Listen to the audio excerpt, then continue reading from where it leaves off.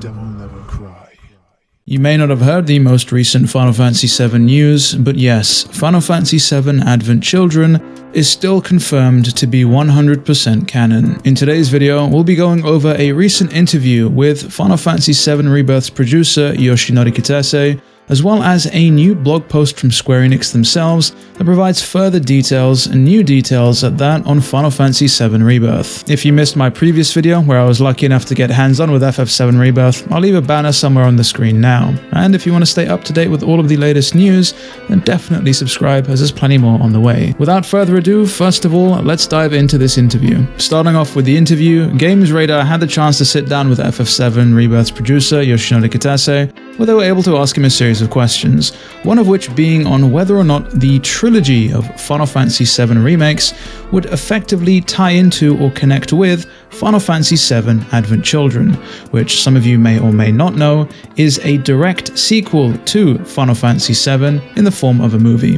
where you could effectively find out what happens to all of your favorite characters and pretty much the entire world of FF7 after the events of the game. It seems as though after the somewhat positive end of FF7, all isn't really right with the world.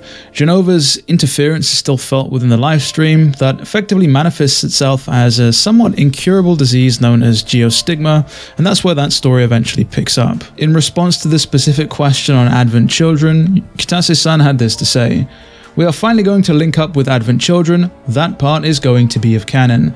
The overall storyline, the developments, will not go wildly out in a way that will not add up to Advent Children in the end.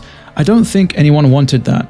That's not what we're looking to create here." Kitase-san also then goes on to add, "Ultimately, we're not trying to change the FF7 story into something really different. The overall balance wouldn't really allow for that anyway. Ever since we got our hands on Final Fantasy VII Remake and we were able to defy fate by defeating the physical manifestation of the Arbiters of Fate, or the Whispers, whatever you want to call them, in battle, the games effectively alluded to things changing, things being altered, this idea of an alternate world or an alternate timeline, which I guess at the precipice of that is the existence or the continued existence of Zack Fair. And so with these big changes, people of course have been theory crafting, perhaps that particular character who shall not be named, I think most people know at this point, but for those who don't, how does that particular character play out? Are they going to survive, or are they going to still perish the same way that they did? As Kitase-san here has confirmed, and what I've effectively been saying in some of the other previous interviews that I've covered, the FF7 team here are going to be changing things up, but not so drastically that things end up in a way which are entirely just ultimately unguessable. The fact that everything about this remake trilogy effectively leads directly into Advent Children means that the large story beats that we've all come to know and love, or dread, so to speak, are all going to remain somewhat the same, except perhaps the way that the characters get there might ultimately end up being entirely different. That is, of course, unless they end up remaking Advent Children as well and kind of flip the script almost entirely right at the 11th hour. Could you imagine?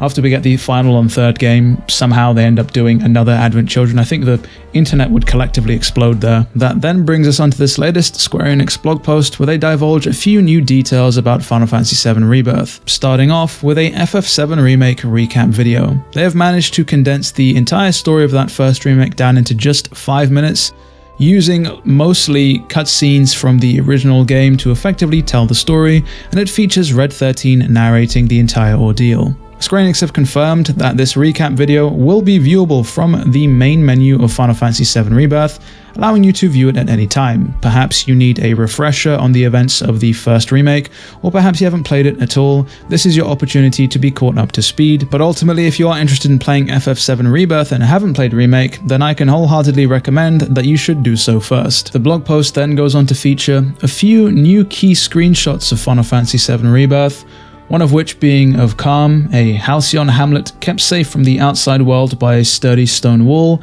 and though it lacks a reactor of its own, it thrives thanks to a steady supply of Marco piped in from the metropolis of Midgar, which is visible from atop the town's famous clock tower. Just looking at comparisons between Calm as you see here and Calm in the original game is absolutely astounding, but then again, when you think about it, a gap of almost 30 years would do that, wouldn't it? Moving on, we also have a new screenshot of the Mithril Mine, a once bustling mine that connects the grasslands with Junon.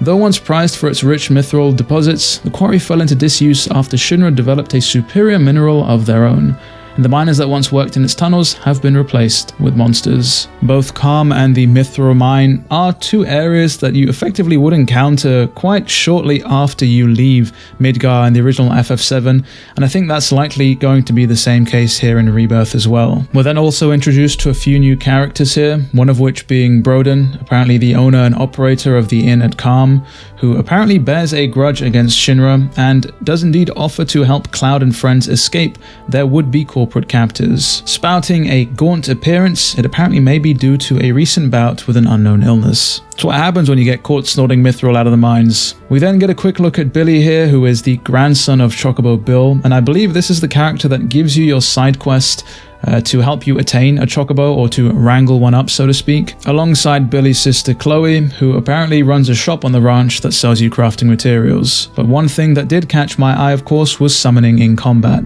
You still have to set summoning materia to be able to use summons in combat. That is definitely a holdover from the original and the remake itself. And it seems as though anybody who you do summon will fight automatically, but you are then able to allow them to use special abilities, I believe, through the use of ATB. And just like in Remake, once their summoning bar is effectively empty, they'll only pull out just one more final attack before they disappear. Unfortunately, we don't actually know much about these summoning criteria just yet, whether or not we'll be able to summon them at will, or if we'll have to wait for specific criteria, such as facing off only against very specific powerful bosses or enemies. But we do have a look at a new summon here by the name of the Kujata, a bovine deity that apparently charges around the battlefield wielding the power of ice, fire, and lightning. It's able to throw foes with its enormous horns and unleash magical attacks that can strike even distant enemy weaknesses. Considering it's got tri-elemental affinities and it's able to hit all three different element types in one go, it definitely seems like it's going to be a fairly useful summon, at least in the early game. Moving on, we do have some more information on the world intel system. FF7 Remake's Chadley does make a return in Rebirth, as mentioned in a previous video, where we're able to effectively acquire data points by doing different bouts of research for him. You're able to activate these different Remna Wave towers, which effectively unlock portions of the map for you, telling you about all kinds of things located in the vicinity of one of these towers. One of the things that you can stumble upon and find are these protorelics. Protorelics are artifacts of unknown origin that apparently emit a unique energy signal. We are to be warned, however, as they seem to alter space-time and are known to cause strange phenomena. And maybe if we collect enough of these proto-relics, perhaps we'll face off against somebody like Angeal or even Genesis. And the last point of this blog that I want to touch upon is the return of the active and classic modes. Final Fantasy VII Rebirth, much like Remake, will feature two different ways of playing.